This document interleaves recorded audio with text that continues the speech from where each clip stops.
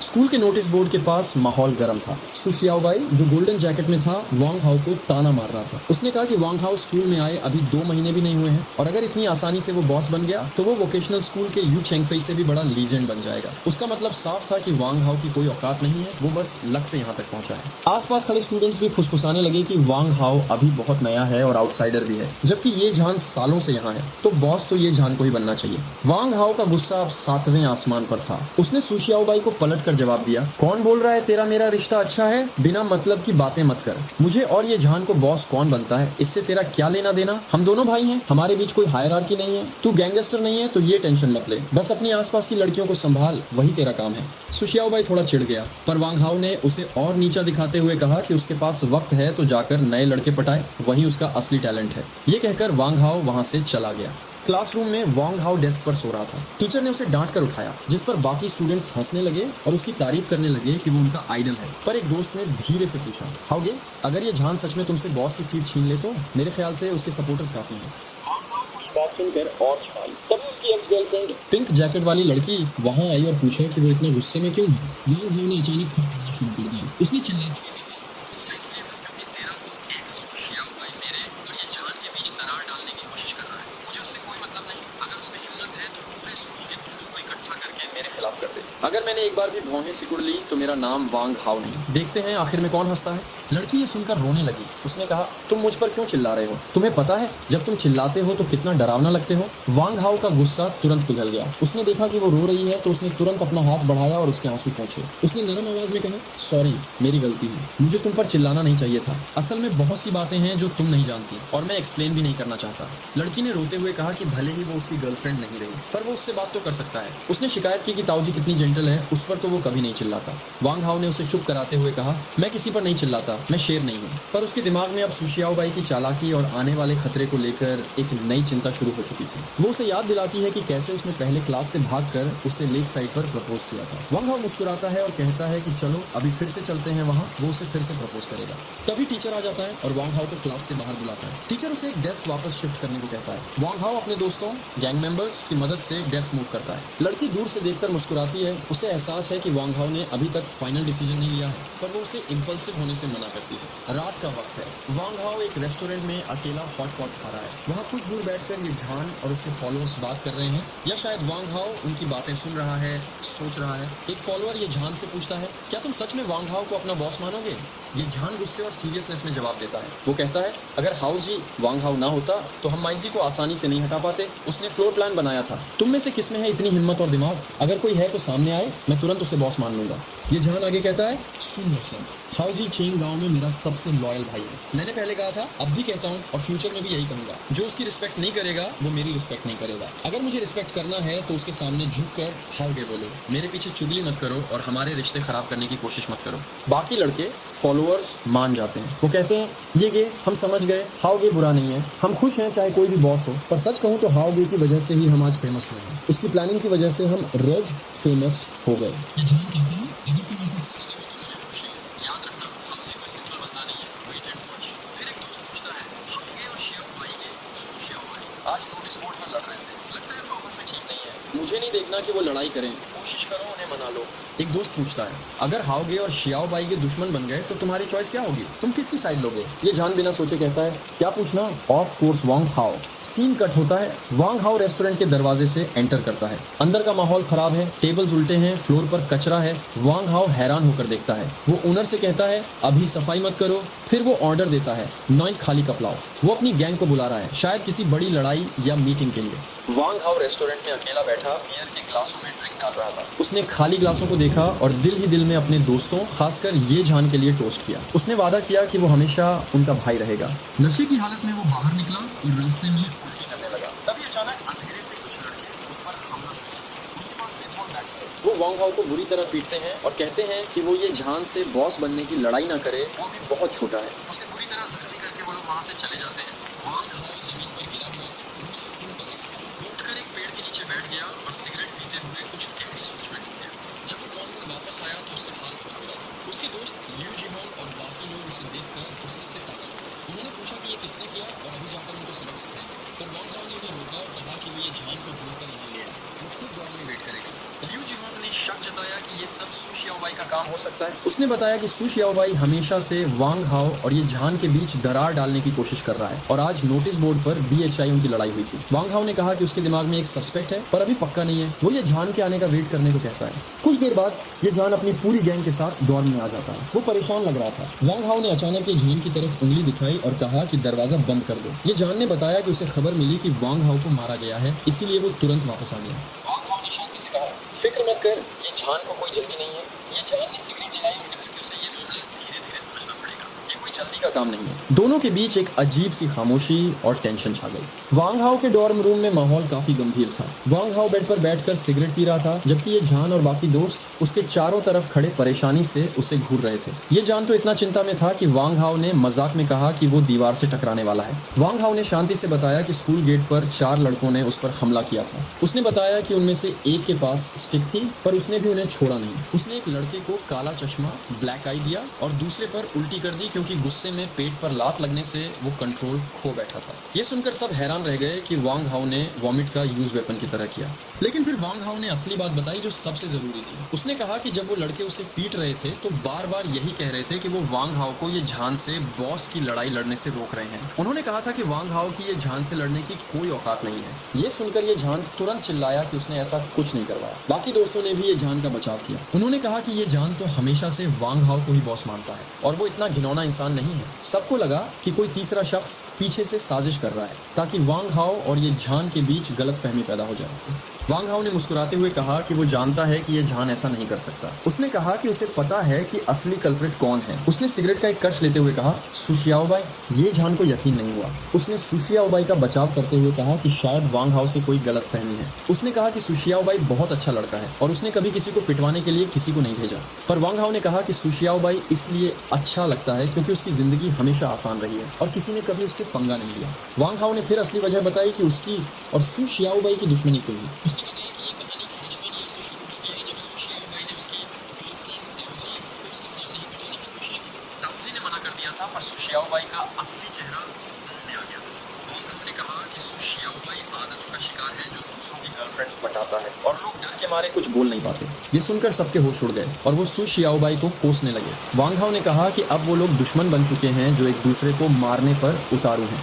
वांग हाओ ने सिगरेट का कश लेते हुए अपने दोस्तों को बताया कि कैसे सू शियाओबाई ने उसके खिलाफ एक गहरी साजिश रची थी। उसने बताया कि वो नीचे गया था जहाँ उसे ये छिंछिंग मिली जो सू शियाओबाई को कोस रही थी और रो रही थी। वांग हाओ को शक था कि ये सब सू शियाओबाई का भेजा हुआ नाटक है। जब वो दोनों एक सुनसान रास्ते पर गए तो ये छिंछिंग अचानक वांग हाओ के गले लग गई। ये सुनकर कमरे में मौजूद सभी लड़के जोर जोर से हंसने लगे और वांग हाओ को चिढ़ाने लगे कि वो किसी ब्यूटी ट्रैप में फंस गया। वांग हाओ ने मुस्कुराते हुए सफाई दी कि उसने तुरंत उसे धक्का देने की कोशिश की। फिर लड़की रोने लगी और सिर्फ एक पल के लिए सहारा मांगने लगी। वांग हाओ ने अपने हाथ पॉकेट में डाल ली ताकि कोई गलतफहमी ना हो, क्योंकि ताओजी और शिया शुए का मामला पहले से ही काफी कॉम्प्लिकेटेड था। लेकिन असली खेल तो अब शुरू हुआ था। वांग हाओ ने बताया कि तभी सू शियाओबाई वहां ताओजी को लेकर आ गया। सू शियाओबाई ने बड़े शैतानी अंदाज में पूछा कि वांग हाओ अपनी गर्लफ्रेंड को छोड़कर दूसरी लड़की के गले क्यों लग रहा है। ये सुनकर ये छिंगछिंग ने तुरंत वांग हाओ को धक्का दिया और झूठ बोला कि वांग हाओ ने ही उसे सीड्यूस किया है। ये सुनकर ये झान और बाकी दोस्तों का गुस्सा सातवें आसमान पर पहुंच गया। उन्हें यकीन नहीं हो रहा था कि सू शियाओबाई इतना गिरा हुआ सकता है। वांग हाओ ने आगे बताया कि जब ताओजी वहां से चली गई तो सू शियाओबाई ने बड़े घमंड से कहा कि अगर वांग हाओ उससे माफी मांगे तो वो शिया शुए को वापस ला देगा। वांग हाओ को ये सुनकर इतना गुस्सा आया कि उसने बिना कुछ सोचे सू शियाओबाई के मुंह पर एक जोरदार लात मारी। वांग हाओ ने बताया कि उसके बाद सू शियाओबाई ने धमकी दी थी कि वो पूरे स्कूल के गुंडों को उसके खिलाफ कर देगा और उसे स्कूल से निकलवा देगा। वांग हाओ ने कहा कि उसे लड़ाई से नहीं बल्कि अपने इन दोस्तों को खोने से डर लगता था। नोटिस बोर्ड वाले सीन में उसका चिल्लाना इसी डर का नतीजा था। पर उसके दोस्तों ने उसका हौसला बढ़ाया। उन्होंने कहा कि उनका रिश्ता इतना कमजोर नहीं है कि कोई तीसरा शख्स उन्हें अलग कर सके। ये झान ने कंफर्म किया कि उसने खुद सबको कहा है कि वो वांग हाओ को अपना लीडर माने। अब जब सच सामने आ गया है तो वो सब मिलकर सू शियाओबाई की इस साजिश का जवाब देंगे और उसे सबक सिखाएंगे। कहानी आगे बढ़ती है जहाँ वांग हाओ और उसकी पूरी गैंग स्कूल के डॉर्मेटरी के कॉरिडोर में धड़धड़ाते हुए आ रही है। वांग हाओ दरवाजे पर नॉक करता है और आवाज लगाता है, मैं ग्रेड 10 का वांग हाओ हूँ, दरवाजा खोलो। अंदर से कोई जवाब नहीं आता तो उसके एक दोस्त ने लात मारकर दरवाजा तोड़ दिया। वो लोग अंधेरे डॉर्म रूम में घुस गए। वांग हाओ ने फ्लैशलाइट घुमाते हुए वहां बैठे डर के मारे स्टूडेंट्स को रिएश्योर किया। उसने कहा, फिक्र मत करो, माइजी का खात्मा हो चुका है, मैं तुम्हें परेशान नहीं करूंगा, बस मुझसे दूर रहना। उसने एक लड़के के सर पर हाथ फेरा और वहां से निकल गया। कॉरिडोर में खड़े होकर अचानक एक लड़का भागता हुआ आया और बताया कि किसी ने कंप्लेंट कर दी है और डॉर्म मैनेजर ऊपर आया। वांग हाओ ने तुरंत अपने दोस्त ये झान को सिगरेट का पैकेट दिया और कहा कि वो सिचुएशन को हैंडल करे। फिर वो लोग अगले रूम में घुस गए। वहाँ एक बड़ा मस्क्यूलर लड़का जिसके शर्ट पर हुआंग लिखा था बैठा था। उसने वांग हाओ का मजाक उड़ाते हुए कहा, ग्रेड 10 का वांग हाओ बड़ा फेमस हो गया है क्या? माइजी को पीटने के बाद अब ग्रेड 11 में भी वाइल्ड बनने आ गए। वांग हाओ ने कोई जवाब नहीं दिया। हुआंग गुस्से में उठा और वांग हाओ पर हमला करने की कोशिश की, लेकिन वांग हाओ ने तुरंत डॉज करके काउंटर किया। ये झान ने भी मौका नहीं छोड़ा और उसने भी कुआंग को लात मार दी। बाकी लोग भी उसकी धुलाई करने लगे। धुलाई के बाद वांग हाओ ने वही धमकी दी जो हमने शुरू में देखी थी। उसने बीटन कुआंग को कहा कि अगले 2 साल तक वो उसका नाम सुनता रहेगा और उस वक्त को याद रखेगा जब वो सिर्फ एक बीटिंग खाकर बचा। रूम से बाहर आते वक्त वांग हाओ ने कहा, अगर शुरू में ही फोन ऑपरेट कर लेते तो इतनी मुश्किल क्यों करनी पड़ी?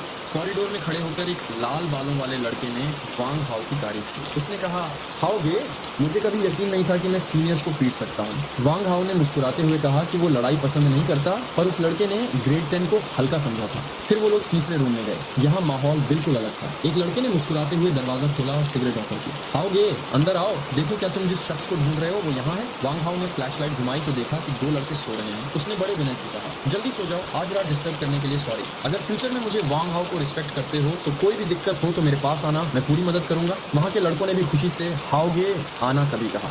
बाहर आकर ये झान ने वांग हाओ की तारीफ की। हाओ जी, लोगों का दिल जीतने का तरीका तो तुम्हें आता है। वांग हाओ ने पूछा, क्या वो शख्स मिल गया? ये जान ने कहा, अभी नहीं, पर अभी ग्रेड 12 बाकी है। उसने वार्निंग दी कि ग्रेड 12 ओल्ड डॉग का इलाका है और वो काफी खतरनाक है। उन्हें सावधान रहना पड़ेगा क्योंकि उनकी पावर अभी जस्ट बिल्डअप हो रही है। वांग हाओ और ये झान अपनी स्ट्रैटेजी पर बात कर रहे थे। वांग हाओ ने कहा कि वो लोग ढूंढने जाएंगे, पर अगर रास्ते में ओल्ड डॉग के आदमी मिल जाए तो वो पॉलाइट रहेंगे। उसने ये झान से पूछा कि क्या वो ग्रेड 12 के ठगों में से ओल्ड डॉग के आदमियों को पहचान सकता है। ये झान ने मुस्कुराते हुए कहा कि वो उन्हें अच्छे से जानता है और जब तक वो लोग ज्यादा अकड़ नहीं दिखाएंगे कोई दिक्कत नहीं होगी।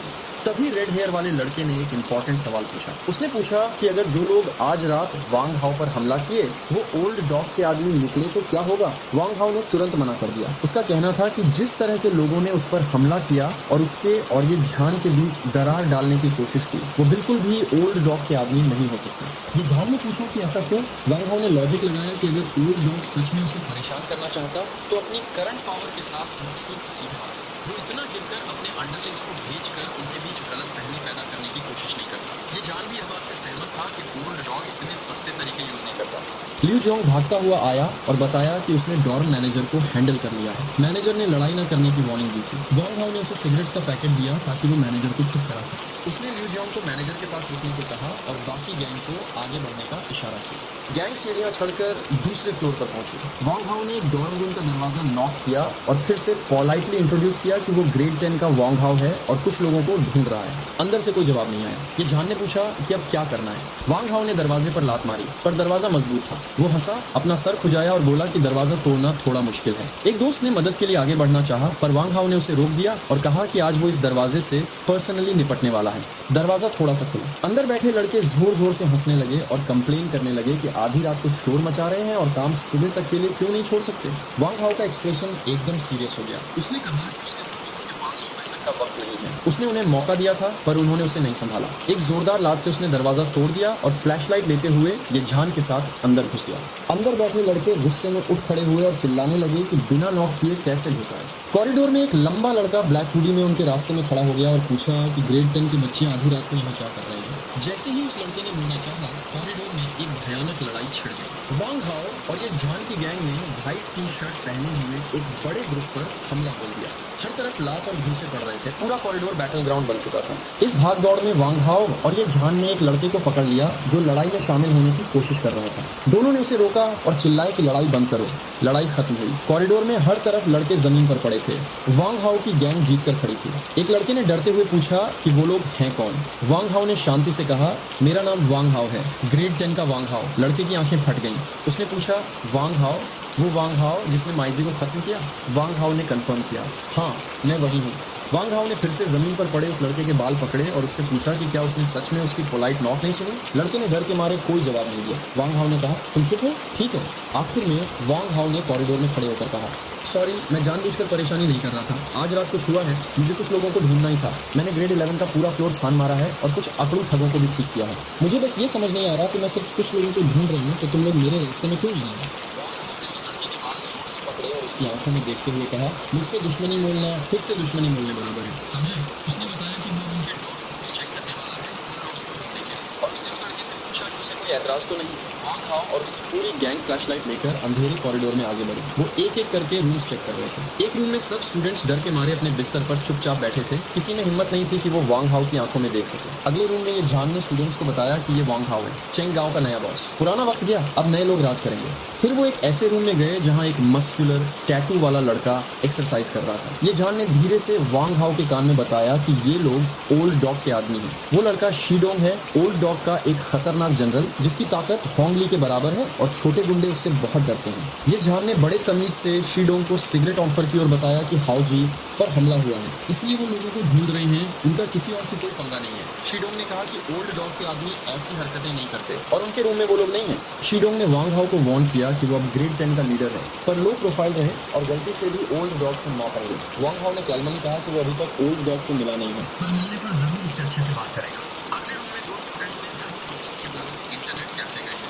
उन्होंने नोटिस किया कि रूम की स्मेल बिल्कुल वैसी ही है जैसे उसकी उल्टी की थी। ये जान को गुस्सा आ गया। उसने एक लड़के को कॉलर से पकड़ा और मारते हुए सच बुलवा लिया कि वो लोग बाथरूम में छुपे हैं। वांग हाओ और गैंग ने बाथरूम के बाहर दो लड़कों को पकड़ लिया। ये जान चिल्लाया कि पकड़े गए, पर उनमें से एक लड़का हंसने लगा और वांग हाओ को धमकी दी कि वो यहाँ से निकल जाए वरना बुरा होगा। ये जान गुस्से में आ गया और पूछा कि किसने उन्हें वांग हाओ और उसके बीच दरार डालने को कहा। तभी ये जान ने उस लड़के को वांग हाओ से इंट्रोड्यूस कराया। वो था सॉनगॉन, डोंगजी विलेज का एक बड़ा गुंडा जो ग्रेड 12 में भी काफी इन्फ्लुएंशियल है। सॉनगॉन ने ये जान का मजाक उड़ाते हुए कहा कि पहले ये जान उसे ब्रदर एन बुलाता था, पर अब वांग हाओ के पीछे पड़कर वो अपनी औकात भूल गया है। ये जान ने पलटवार किया कि अगर सॉनगॉन ने आज रात हाओ जी पर हमला नहीं किया होता तो वो आज भी उसे भाई मानता, पर आज उसने जो किया वो भाईचारे के खिलाफ था। अब वो उसे भाई कहने के काबिल नहीं रहा। फिर ये जान ने सॉनगॉन की असलियत सबके सामने खोल दी। उसने बताया कि जब सॉनगॉन ग्रेड 11 में था तो उसने एक सीनियर की गर्लफ्रेंड पटाई थी, जिस वजह से उसे लगातार 10 दिन तक पीटना पड़ा था और आखिर में सुशियाओबाई को बीच में पड़कर उसकी जान बचानी पड़ी थी। डॉर्म रूम के अंदर माहौल थोड़ा गंभीर था। वांग हाओ अपने दोस्तों के साथ टेबल पर बैठा था और उसने सबसे एक इम्पोर्टेंट सवाल पूछा। उसने ये जान से पूछा, भाई क्या तुम लोग सुशियाओबाई के कर्ज में हो? ये जान ने हाँ में सिर हिलाया। वांग हाओ ने गहरी सांस ली और कहा, सिर्फ तुम ही नहीं बल्कि मैं खुद भी सुशियाओबाई का कर्जदार हूँ। उसने बताया कि जिस दिन होंगली उस पर हमला करने वाला था उस दिन सुशियाओबाई ने ही बीच बचाव किया था, इसलिए वो उसका शुक्रगुजार है। लेकिन वांग हाओ का चेहरा सख्त था। उसने कहा, शुक्रगुजारी अलग बात है, पर इसका मतलब ये बिल्कुल नहीं है कि वो अब हमें दबाएगा या हम पर राज करेगा। उसने अपने दोस्तों को देखा और कहा, अगर सुशियाओबाई से बदला लेना है तो वो काम मैं अकेला करूंगा। मैं बुरा इंसान बनने का रिस्क लूंगा ताकि तुम लोग अपने पुराने कर्ज की वजह से फंसने से बच जाओ। वांग हाओ की ये बात सुनकर ये झान और बाकी लड़के बहुत इम्पैक्ट हुए। उन्होंने कहा, हाओ गे, तुम हमारे लिए इतना सोच रहे हो, हम कैसे चुपचाप बैठ सकते हैं? हम तुम्हारे भाई हैं और हम तुम्हारे साथ हैं। सबने मिलकर वांग हाओ के लिए ग्लास उठाए और टोस्ट किया। उन्होंने कसम खाई कि वो वांग हाओ के साथ खड़े रहेंगे और छिंग गांव में एक नई ताकत बनेंगे। तभी दरवाजा खुला और टीचर फैन अंदर आ गए, अपने साथ लियू जोंग को लेकर। सबकी हवा निकल गई, पर वांग हाओ ने हिम्मत नहीं हारी। उसने शांति से टीचर फैन को ग्रीट किया और उन्हें ड्रिंक ऑफर की। टीचर फैन ने वांग हाओ को गौर से देखा और मुस्कुराया। उन्होंने कहा, हीरो हमेशा जवानी से निकलता है। मैं सोच रहा था कि तुम ग्रेड 12 और 3 के सीनियर से भिड़ोगे तो पिटोगे, पर तुमने तो उन्हें ही अपने कंट्रोल में कर लिया। टीचर फैन ने वांग हाओ की तारीफ करते हुए कहा कि उन्हें लगा था कि उन्हें ऊपर आकर लड़कों को बचाना पड़ेगा, पर वांग हाओ ने सब संभाल लिया। टीचर फैन ने वांग हाओ के ग्लास से ड्रिंक ली और कहा, अगर फ्यूचर में कोई दिक्कत आई तो मुझे तुम्हारी मदद चाहिए होगी। वांग हाओ ने भी वादा किया कि अगर टीचर फैन को कभी जरूरत पड़ी तो वो सबसे पहले उनके साथ खड़ा होगा। इस तरह वांग हाओ ने न सिर्फ अपने दोस्तों का दिल जीता बल्कि स्कूल के स्ट्रिक्ट टीचर का रिस्पेक्ट भी हासिल कर लिया। वो कहता है कि गोंगनिंग ने बताया है कि वांग हाओ बहुत लॉयल और बहादुर है। वो प्रपोज करता है कि वो अब दोस्त बन जाए और वांग हाओ उसे फेंग दे, ब्रदर फेंग बोलेगा। वो एक ड्रिंक करता है और जाते वक्त कहता है कि ज्यादा मत पियो और सुबह तक ठीक रहना। फैन वेनफेंग के जाने के बाद वांग हाओ के दोस्त हैरान हैं कि उसने इतने बड़े इंसान को कैसे मना लिया। वांग हाओ बताता है कि मैडमैन फैन वेनफेंग का निकनेम उसमें इंटरेस्टेड था क्योंकि गोंगनिंग ने उसकी बहुत तारीफ की थी। लियू जोंग कहता है कि उसने कोई झूठ नहीं बोला, बस वांग हाओ की असल कहानी और उसकी बीट्स बताई। अब सबको एहसास होता है कि उनके पास बॉयज डॉर्म में एक स्ट्रॉन्ग बैकर आ गया है। एक लड़का अफसोस करता है कि उसने पहले वांग हाओ को फॉलो नहीं किया, वरना उसे मैडमैन से पिटना नहीं पड़ता।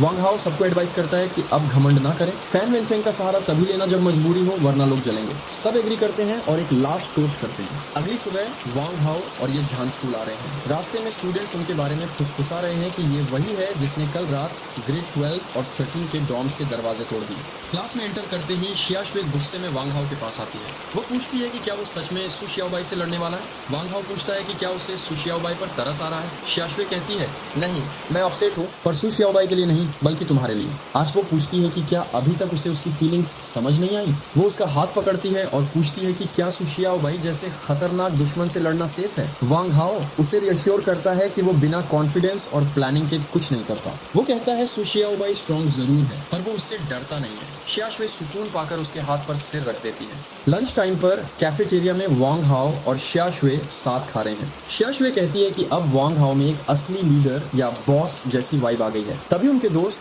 ये जान, लिू जिहोंग आदि वहां आते हैं। वो बताते हैं कि अब पूरी स्कूल में खबर फैल गई है और डर के मारे अब कोई भी सू शियाओबाई की मदद करने की हिम्मत नहीं कर रहा। फिर सीन शिफ्ट होता है कैफेटेरिया में। वांग हाओ अपने दोस्तों और xiaxue के साथ खाना खा रहा है। उसके दोस्त खासकर लिू जिहोंग उसकी तारीफ कर रहे हैं। वो कहते हैं कि वांग हाओ अब चंगाओ स्कूल के अंडरवर्ल्ड में एक बड़ा नाम बन गया है जो ओल्ड डॉग लाओ गू के बराबर है। अब उन्हें अकेला लड़ने की जरूरत नहीं, क्योंकि उनके पास एक स्ट्रॉन्ग ऑर्गेनाइजेशन है। वांग हाओ मुस्कुराता है और कहता है कि सब भाई हैं और एक दूसरे की मदद करना ही चाहिए। आफ्टरनून में क्लासरूम में माहौल थोड़ा टेंस है। xiaxue गुस्से में वांग हाओ से पूछती है कि सू वान शायद सू शियाओबाई की बहन या कोई और लड़की। कह रही थी कि वांग हाओ और ताओजी एक दूसरे के लिए परफेक्ट हैं और वो खुद बस एक मिस्ट्रेस शाओसान है।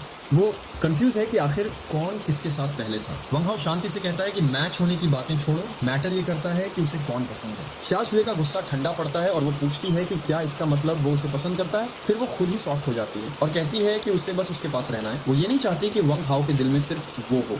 वो कहती है कि उसे पता है वांग हाओ क्या सोच रहा है। उसने पहले हार्श वर्ड्स यूज किए थे ताकि xiaxue वापस उसके पास आ जाए, क्योंकि उसे लगा था xiaxue उसे पसंद करती है। xiaxue कंप्लेन करती है कि पहले वांग हाओ उसे फ्लावर्स और कैंडल से प्रपोज करता था, पर अब वो बिल्कुल इंडिफरेंट है। वो कहती है मर्दों का कोई भरोसा नहीं। रात को सेल्फ स्टडी के बाद वांग हाओ अपने दोस्तों को बताता है कि वो आज शायद वापस नहीं आएंगे। दोस्तों को चिंता होती है क्योंकि अब वांग हाओ एक टारगेट है और सू शियाओबाई या ओल्ड डॉग उस पर हमला कर सकते हैं। पर वांग हाओ कॉन्फिडेंट है। वो कहता है अब कौन है जो मुझसे पंगा ले। अगर सू शियाओबाई रास्ते में आया तो मैं उसे खत्म कर दूंगा, और अगर ओल्ड डॉग आया तो तुम लोग साथ भी होगे तो क्या फायदा। वांग हाओ xiaxue के घर के बाहर खड़ा है। xiaxue पूछती है कि वो सच में वापस नहीं जा रहा। वांग हाओ मजाक में कहता है कि वो दोनों ऑलमोस्ट एंगेज्ड हैं, तो उसे पहले ही घर का माहौल समझ लेना चाहिए। अंदर जाकर xiaxue हैरान है कि वो सच में ऊपर आ गया। वो उसे पानी देती है और कहती है कि पियो और वापस चले जाओ। पर वांग हाओ सोफा पर बैठकर टीवी देखता है और पानी धीरे धीरे पीता है। जब xiaxue नहाने चली जाती है, वांग हाओ सिगरेट पीने लगता है। जब xiaxue पिंक पजामास में बाहर आती है, वो गुस्से से उसे सिगरेट बुझाने को कहती है। डर है कि कहीं उसके पेरेंट्स ना आ जाएं। वांग हाओ याद दिलाता है कि उसके पेरेंट्स तो आधे महीने बाद आएंगे। xiaxue शर्मा जाती है और उसकी गोद में बैठ जाती है। वो कहती है कि तब तक स्मेल चली जाएगी। दोनों फिर से किस करते हैं। xiaxue पूछती है कि क्या वो सच में नहीं जा रहा। वांग हाओ कहता है अब हालत ऐसी नहीं है।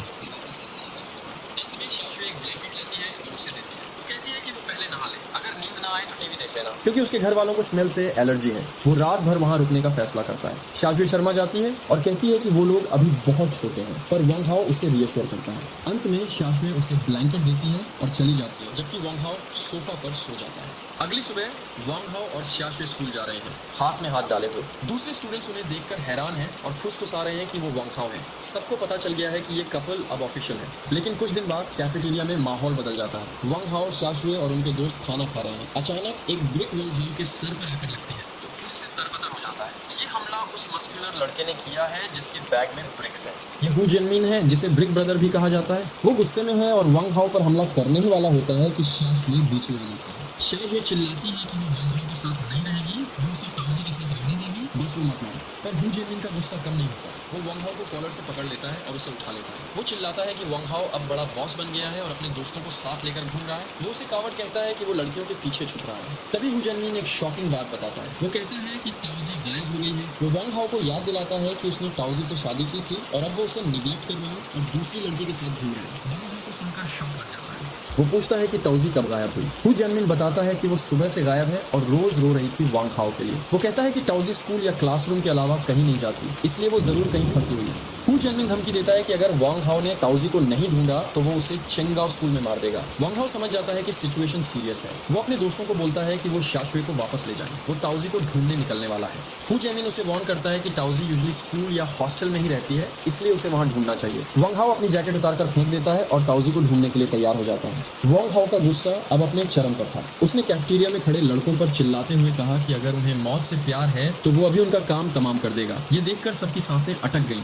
उसने तुरंत अपने पूरे क्रू को ऑर्डर दिया कि आज आफ्टरनून की क्लासेस कैंसिल हैं, सबको बाहर निकलना है और ताऊजी को ढूंढना है। उसने कहा कि चाहे बेयोन एरिया को जमीन से क्यों ना खोदना पड़े, ताऊजी को मिलना ही चाहिए। उसके ऑर्डर सुनते ही उसके सारे भाई भाग पड़े। वांग हाओ ने अपना जैकेट पहना, उसका चेहरा खून से सना हुआ था, पर उसकी आंखों में सिर्फ एक ही मकसद था। तभी येजन और सुवन वहां पहुंचे। वांग हाओ ने गुस्से में येजन से पूछा कि वो ऐसा क्यों कर रहा है। वांग हाओ ने कहा कि येजन को चाहिए कि वो अपने सारे कॉन्टैक्ट्स यूज करे और ताऊजी को ढूंढे। येजन ने बताया कि वो पहले से ही ये कर रहा है और सुवन ने उसे सब बता दिया है। वांग हाओ का गुस्सा और बढ़ गया। उसने पूछा कि उन्होंने उसे पहले क्यों नहीं बताया। येजन ने शांति से समझाया कि उसे लगा ताऊजी बस मूड खराब होने की वजह से बाहर हवा खाने गई है। वो नहीं चाहता था कि इस बात को लेकर वांग हाओ और शाशुए के बीच फिर से कोई लड़ाई हो जाए। वांग हाओ ने डिटेल्स पूछी। सुवन, जिसकी आंखों में आंसू थे, ने बताया कि पिछले कुछ दिनों से ताऊजी बहुत अपसेट चल रही थी। डॉर्म के सब लोग उसे खुश करने की कोशिश कर रहे थे, पर कुछ काम नहीं कर रहा था। सुवन ने रोते हुए कहा कि ताऊजी को सिर्फ वांग हाओ ही खुश कर सकता है। उसने आगे बताया कि आज सुबह सेल्फ स्टडी के बाद ताऊजी ने कहा कि वो बाहर अकेले खाना खाने जाएगी। जब सबने उसके साथ जाने की कोशिश की तो उसने मना कर दिया और अकेले चली गई।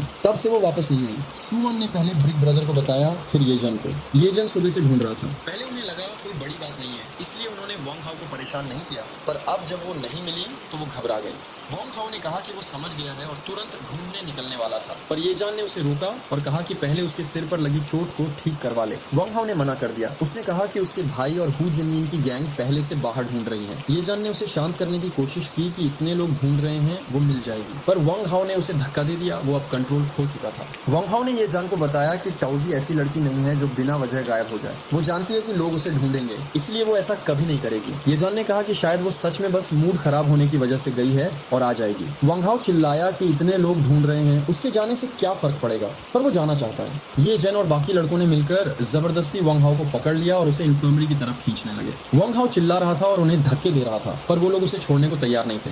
इन्फर्मरी में डॉक्टर ने वांग हाओ के सिर पर लगी चोट को चेक किया। डॉक्टर ने कहा कि ये चोट किसी ईंट से लगी लगती है और जिसने भी मारा है उसने परफेक्ट जगह पर मारा है। खून बहुत बह रहा है और देखने में खतरनाक लगता है, पर अंदर से कोई बड़ी चोट नहीं है। डॉक्टर ने जल्दी से उसका सिर बैंडेज कर दिया। बैंडेज लगते ही वांग हाओ, येजन और सुवन स्कूल से बाहर भागे और स्ट्रीट्स पर ताऊजी को ढूंढने लगे। वो एक बाऊजी शॉप पर पहुंचे और ओनर से पूछा कि क्या सुबह 7 बजे के आसपास कोई सुंदर लड़की स्कूल यूनिफॉर्म में आई थी जिसके बाल शोल्डर्स तक थे। शॉप ओनर ने कहा कि वो सुबह से इतना बिजी था कि उसे किसी पर ध्यान नहीं गया। वो आगे भागे और एक और शॉप पर पहुंचे। वहां के ओनर ने थोड़ा सोचा और बताया कि हाँ, सुबह 7 बजे के आसपास एक लड़की आई थी और वो बिल्कुल खुश नहीं लग रही थी। अगली बार वांग हाओ फोन पर बात कर रहा है, उसका चेहरा और भी ज्यादा खून से सना हुआ है। वो बताता है कि सोना और क्लब वालों को भी पीटा गया, पर उन्होंने ताऊजी को नहीं देखा। इसका मतलब ताऊजी किसी बुरे लोगों के हाथ में नहीं है। वांग हाओ सनसेट में एक सुनसान सड़क पर खड़ा है। उसकी आंखों में अब भी वही जुनून है। शाम का वक्त था और आसमान लाल रंग में रंग चुका था। वांग हाओ, येजन और सुवन सड़क पर चल रहे थे। वांग हाओ ने फोन पर नान से बात की। नान ने बताया कि उसके लोगों ने पूरी जगह छान मारी है। बुरी खबर ये थी कि ताऊजी का अभी तक कोई पता नहीं मिला, पर अच्छी खबर ये थी कि वो किसी केटीवी, सोना या क्लब में नहीं है। वहाँ के लोगों से पूछते वक्त उनके आदमियों को पीटना भी पड़ा, पर किसी ने ताऊजी को नहीं देखा। नान ने उसे शांत किया कि ताऊजी किसी बुरे लोगों के हाथ में नहीं है। वांग हाओ सड़क के बीचों बीच खड़ा हो गया। उसकी आंखों में अब भी वही जुनून था। अगली सुबह वो लोग एक बाऊजी शॉप पर पहुंचे। वांग हाओ ने गुस्से में शॉप ओनर से पूछा कि उसने ताऊजी को किसी से बात करते देखा या नहीं और खाने के बाद वो किधर गई। उन्होंने कहा कि वो बहुत बिजी था, उसे याद नहीं। उसने मजाक में कहा कि अगर वो थोड़ा यंग होता तो उस सुंदर लड़की को ढूंढता रहता। वांग हाओ का गुस्सा फूट पड़ा। उसने काउंटर पर हाथ मारे और चिल्लाया कि उसे बताओ वो किधर गई। ओनर डर गया और बोला कि उसे नहीं पता, पर जब वो पे करके गई तो उसने उसे उस तरफ जाते देखा था, पर उसने ज्यादा ध्यान नहीं दिया। तीनों तुरंत उस तरफ भागे। रास्ते में उन्होंने कई लोगों से पूछा, पर सबने मना कर दिया कि उन्होंने ऐसी कोई लड़की नहीं देखी। वांग हाओ सीधा पुलिस स्टेशन भागा। उसने काउंटर पर हाथ मारे और बताया कि उसकी क्लासमेट गायब है। ऑफिसर ने शांति से कहा कि मिसिंग पर्सन की रिपोर्ट के लिए 48 घंटे का इंतजार करना पड़ता है। वांग हाओ चिल्लाया कि वो 48 घंटे इंतजार नहीं कर सकता, उसे अभी सर्च करना है। येजन ने उसे खींच लिया और ऑफिसर से माफी मांगी कि वांग हाओ बस बहुत ज्यादा परेशान है। पुलिस स्टेशन के बाहर वांग हाओ की आंखों में आंसू आ गए। उसे आज एहसास हो रहा था कि ताऊजी उसके लिए कितनी इंपॉर्टेंट है। उसने सोचा कि अगर वो ताऊजी को ढूंढ ले तो वो कुछ भी करने को तैयार है, चाहे उसे जू यंग से दोबारा 3 साल तक बुली क्यों ना होना पड़े। वो फिर से सड़क पर भागने लगा। वो लोग एक इंटरनेट कैफे पहुंचे। वांग हाओ ने वहां बैठे यूगे को बताया कि ताऊजी सुबह से गायब है। यूगे ने कहा कि वो शायद बस मूड खराब होने की वजह से बाहर गई है और उसने अपने आदमी मिंग लियांग को भेजने का वादा किया। वांग हाओ ने रोते हुए नान से कहा कि पुलिस 48 घंटे का रूल बता रही है पर वो 1 मिनट भी इंतजार नहीं कर सकता। उसने भीख मांगी कि वो लोग ताओजी को ढूंढें, क्योंकि ताओजी ऐसी लड़की नहीं जो बिना वजह गायब हो। नान नान ने उसे शांत किया और कहा कि वो ऑफिशियल रूल्स नहीं तोड़ सकती, पर वो अपने पुराने कॉन्टैक्ट से हेल्प लेगी। वांग हाओ ने उसका शुक्रिया अदा किया। युगे ने उसे एक फोन दिया और कहा कि जैसे ही कोई खबर मिले तुरंत कॉल करना। शाम फिर से हो गई। तीनों फिर से सड़क पर लोगों से पूछ रहे थे। तभी वांग हाओ का फोन आया। नान नान ने बताया कि उनके लोगों ने पूरी जगह ढूंढ लिया, ताओजी अभी तक नहीं मिली, पर वो किसी क्लब या केटीवी में नहीं है। उनके लोगों को भी पीटना पड़ा पूछते वक्त। नान नान ने उसे फिर से रिएश्योर किया कि ताओजी सेफ है। वांग हाओ फिर से अकेला सड़क पर खड़ा था। रात हो गई। वांग हाओ वापस उसी बाउजी शॉप पर गया और ओनर को कॉलर से पकड़ लिया। वो चिल्लाया कि क्या उसने सच में नहीं देखी। तभी मिंगलिन वहीं आया और कहा कि हमें खबर मिली। उसने एक फीमेल स्ट्रीट क्लीनर की तरफ इशारा किया। क्लीनर ने बताया कि उसने वो लड़की देखी थी। उसे लगा वो बहुत सुंदर और अच्छी लड़की थी। उसने देखा कि एक लड़के ने उस लड़की का रास्ता रोका। दोनों सड़क पर एक दूसरे को खींच रहे थे। क्लीनर को लगा ये बस यंग लवर्स का झगड़ा है, इसलिए उसने इग्नोर कर दिया। पर उसके बाद उस लड़के ने जबरदस्ती उस लड़की को खींच कर ले गया। वांग हाओ ने उस क्लीनर आंटी से पूछा कि वो लड़का दिखता कैसा था। आंटी ने बताया कि वो लड़का बहुत हैंडसम था, बिल्कुल टीवी के स्टार्स जैसा, और वो लड़की के साथ बहुत अच्छा लग रहा था, इसलिए उन्होंने सोचा था कि वो कोई कपल है। ये सुनते ही वांग हाओ को सच्चाई का एहसास हो गया। उसकी आंखें खून से भर गईं। उसने गुस्से में वॉल पर मुक्का मारा और चिल्लाया कि ये सू शाओबाई है। उसका हाथ खून से तरबतर हो गया। वो तुरंत स्कूल वापस भागा। येजन और सुवन उसके पीछे भागे। स्कूल पहुंचकर उन्होंने क्लासरूम के विंडो से अंदर देखा तो सू शाओबाई वहां बैठा था। वांग हाओ गुस्से में विंडो तोड़कर अंदर कूदने वाला था, पर येजन और सुवन ने उसे पकड़ लिया। येजन ने समझाया कि अभी अटैक करना गलत होगा, हमें वेट करना चाहिए और उसे फॉलो करके पकड़ना चाहिए। वांग हाओ को थोड़ा शांत करने के लिए येजन ने नान नान को फोन किया। वांग हाओ ने फोन लिया। नान नान ने उसे समझाया कि भले ही सू शाओबाई किडनैपर है, पर हमें ये नहीं पता कि इसके साथ और लोग हैं या नहीं। अगर हमने अभी अटैक किया तो उसके अकॉम्प्लिसेस ताओजी को नुकसान पहुंचा सकते हैं या हॉस्टेज बना सकते हैं। इसलिए हमें स्नेक को ग्रास में मत हिलाना, अलर्ट मत करना, बल्कि वेट करना चाहिए जब तक वो ताओजी तक न ले जाए। वांग हाओ, येजन और सुवन स्टेयर्स पर बैठकर वेट करने लगे। वांग हाओ ने सिगरेट पी और अपने गुस्से को कंट्रोल करने की कोशिश की। उसने कहा कि हमें सर्च पार्टी को नहीं रोकना चाहिए ताकि सू शाओबाई को शक न हो कि हमें पता चल गया है, और सबसे इम्पोर्टेंट, हमें हु जिनमिन ब्रिक ब्रदर को नहीं बताना चाहिए, क्योंकि वो बहुत गुस्से वाला है और वो सीधा सू शाओबाई के सर पर ईंट ब्रिक मार देगा, जिससे हमारा प्लान फेल हो जाएगा। तभी सू शाओबाई क्लासरूम से बाहर आया। एक लड़की ये चंकियन उसके पास गई और पूछा कि क्या वो उसके घर आ सकती है। सू शाओबाई ने मना कर दिया कि आज उसके पास काम है। ये चंकियन थोड़ा उदास होकर चली गई। जैसे ही वो गई, सू वान ने उसे पकड़ लिया और उसका मुंह बंद कर दिया ताकि वो शोर न मचाए। सू शाओबाई वापस क्लासरूम में चला गया। वांग हाओ और येजन ने दरवाजे पर कान लगाया, पर साउंड प्रूफिंग की वजह से अंदर से कुछ आवाज नहीं आ रही थी। वांग हाओ ने रियलाइज किया कि अंदर से तभी आवाज आएगी जब कोई जोर से चिल्लाएगा। उसने तुरंत नान नान को कॉल किया और कहा कि वो लीजे और बाकी लोगों को वहां भेजे।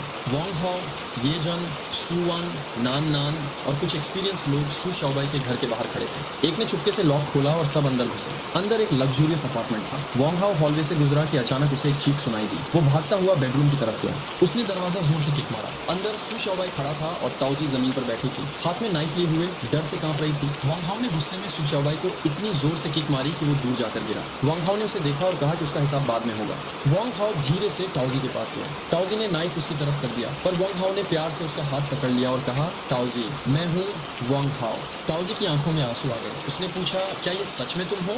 वांग हाओ ने उसे गले लगा लिया। ताओजी रोती हुई बोली कि उसे पता था वो जरूर आएगा। वांग हाओ ने उसे शांत किया कि वो अकेला नहीं है। येजन, सुवान, नान नान और सब लोग उसकी हिफाजत के लिए वहाँ हैं। इधर येजन ने सू शाओबाई को पकड़ लिया और उसको बुरी तरह पीटने लगी। नान नान गुस्से में चिल्लाई कि उसे जान से मार दो। सू शाओबाई का मुंह खून से भर गया था। ताओजी ने बताया कि वो बस हवा खाने निकली थी, पर रास्ते में वो मिल गया। वांग हाओ ने उसे गोद में उठा लिया। ताओजी ने पूछा वो उसे कहाँ ले जा रहा है। वांग हाओ ने कहा, अपने घर, हम तो हस्बैंड वाइफ है ना, वहाँ एक छोटा सा गार्डन है, फूल होंगे, तितलियां होंगी। ताओजी ने कमजोर सी मुस्कान के साथ कहा, चलो घर चलते हैं। वहाँ मौजूद सीनियर ऑफिसर ने बताया कि ताओजी को ड्रग्स दिए गए थे, इसलिए वो पूरी होश में नहीं है, पर उसने ताओजी की तारीफ की कि उसने हिम्मत करके नाइफ से अपनी हिफाजत की। नान नान ने आकर सू शाओबाई को एक और किक मारी। ऑफिसर ने सबको रोका और कहा कि सू शाओबाई को स्टेटमेंट के लिए लेना है और टेबल पर रखा ग्लास एविडेंस के लिए कलेक्ट करना है। ऑफिसर ने वांग हाओ को समझाया कि ताओजी को मेडिकल एग्जामिनेशन के लिए ले जाना जरूरी है, ताकि पता चले कि उसने क्या ड्रग्स लिए हैं और क्या उसके साथ कोई असॉल्ट हुआ है। वांग हाओ गुस्से से भरने लगा, पर ऑफिसर ने उसे शांत किया कि बिना एविडेंस के सू शाओबाई को सजा नहीं दिलाई जा सकती।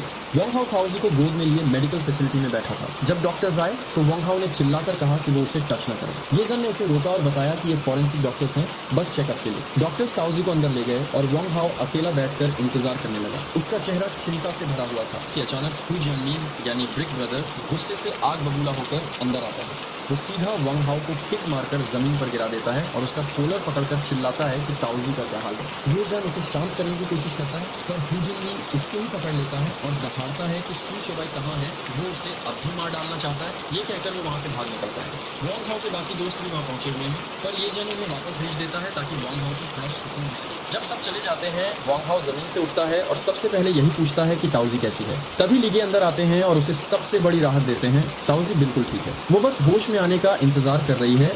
उसका स्टेटमेंट लेने के बाद उसे घर ले जा सकते हैं। ये सुनकर वांग हाओ का पूरा टेंशन एक पल में खत्म हो जाता है और वो रिलीफ में जमीन पर ढेर हो जाता है। ये जन और सुवान उसे उठाते हैं। वांग हाओ तुरंत पूछता है कि सू शोबाई का क्या हुआ। लीगे बताते हैं कि उसका स्टेटमेंट रिकॉर्ड कर लिया गया है।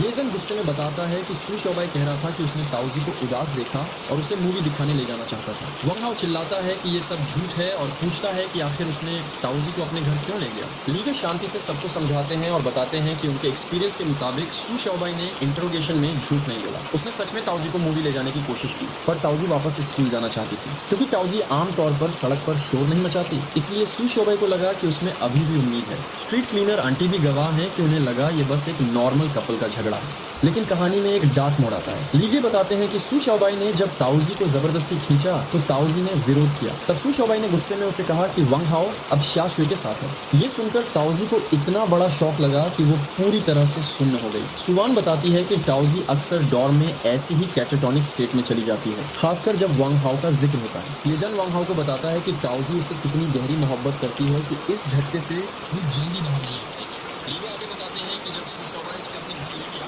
तब ताओजी अचानक होश में आई और चिल्लाने लगी। सू शोबाई, जिसका इरादा ताओजी को अपनी गर्लफ्रेंड बनाने का था, डर गया कि कहीं पड़ोसी ना आ जाए। उसने घबराकर उसे जबरदस्ती स्लीपिंग पिल्स खिला दिए। ये पिल्स उसकी माँ के थे जो इंसोम्निया की शिकार है, इसलिए ये कोई प्री प्लान्ड साजिश नहीं थी। वो बस चाहता था कि ताओजी सो जाए ताकि वो बाद में उससे बात कर सके। उसने ताओजी को बेडरूम में बंद किया, बाहर का दरवाजा लॉक किया और स्कूल चला गया। पर जब वो दोपहर में स्कूल से वापस आया तो उसने सोचा ताओजी सो रही होगी, पर जैसे ही उसने दरवाजा खोला ताओजी ने उस पर फ्रूट नाइफ से हमला कर दिया। डर के मारे सू शोबाई ने फिर से बेडरूम का दरवाजा बाहर से लॉक कर दिया। लीगे ने वांग हाओ और ये जन को बताया कि वो फ्रूट नाइफ बेडरूम में पहले से ही रखा हुआ था। इस बात से ये साबित होता है कि सू शोबाई ने कोई पहले से बुरा प्लान नहीं बनाया था। उसका मकसद बस ताओजी को शांत करना और उससे बात करना था। जब सू शोबाई इवनिंग सेल्फ स्टडी से वापस आया तो ताओजी स्लीपिंग पिल्स की वजह से बिल्कुल कमजोर हो चुकी थी। उसमें लड़ने की कोई ताकत नहीं बची थी। सू शोबाई ने उसको कॉर्नर जरूर किया, पर उसने कोई जबरदस्ती नहीं की। वो बस शांति से उससे बात करने की कोशिश कर रहा था।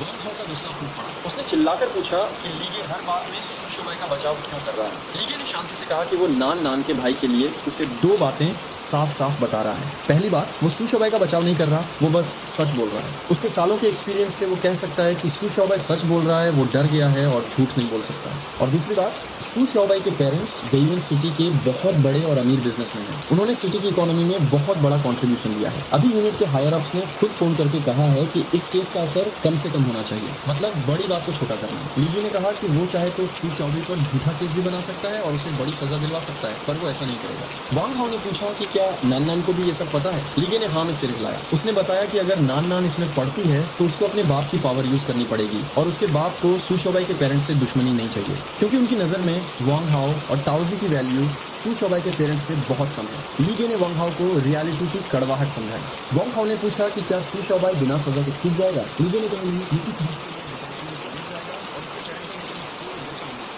वांग हाओ ने कहा कि उसे जल्दी स्कूल वापस भेज दो ताकि वो उसे बड़ा तोहफा दे सके। लीगे मुस्कुराया और कहा कि स्कूल में वो लोग जो करना चाहें कर सकते हैं, पर लीगल प्रोसीजर पूरा होना जरूरी है। सू शोबाई को थोड़ा वक्त अंदर रहना ही पड़ेगा ताकि डिपार्टमेंट की इज्जत बनी रहे। तभी युगे और नान अंदर आए। नान ने वांग हाओ को समझाया कि एक आदमी का बदला लेने में 10 साल भी लग जाए तो कोई बात नहीं, फ्यूचर में उससे लड़ने के लिए बहुत वक्त है। युगे ने उसे सिस्टर इन लॉ कहने की कोशिश की, पर नान गुस्से से कहती है कि वो वांग हाओ की बहन है, सिस्टर इन लॉ नहीं, और उसे ये बेहद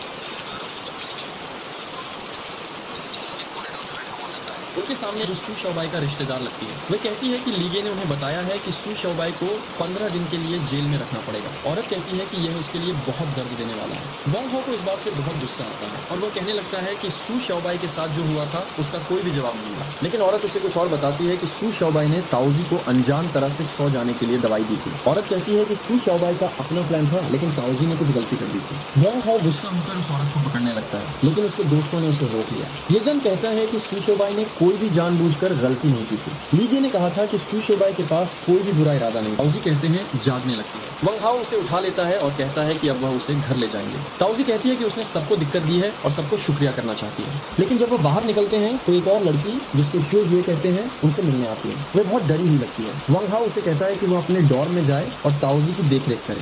लेकिन जुए कहती है कि वह ताओजी के साथ ही रहना चाहती है। वह कहती है कि वह समझ सकती है कि सू शाओबाई को 15 दिन के लिए जेल में रखना पड़ेगा, लेकिन वह क्या करेगी। वंग हाओ कहता है कि वह अपने डॉर्म में जाए और कल से ताओजी की देखरेख करे। जुए रोते हुए कहती है कि क्या वह उसे छोड़कर जा सकती है। वंग हाओ कहता है कि वह समझ सकती है, लेकिन यह सिचुएशन थोड़ा अलग है। जुए कहती है कि वह समझ जाती है और यहीं से कहानी एक नए मोड़ पर पहुंचती है, जब जुए कहती है कि वह कल से ताओजी की देखरेख करेगी। लेकिन क्या वह सच में कर पाएगी? क्या सू शाओबाई की सिचुएशन थोड़ी बेहतर हो जाएगी? क्या वंग हाओ अपने दोस्तों के साथ इस सब को संभाल पाएगा? ये सब सवाल आगे के एपिसोड में पता चलेंगे। और हाँ, यहाँ पर वीडियो खत्म। इसके बाद एक गैंगस्टर वाली चीज आएगी जो ऊपर आप देख सकते हो वीडियो में। अब पहली बात तो सुनो, इसका मतलब अभी बहुत से चैप्टर हैं, तो चिंता मत करो, पर पुरानी चीज को भी कंटिन्यू करना है। तो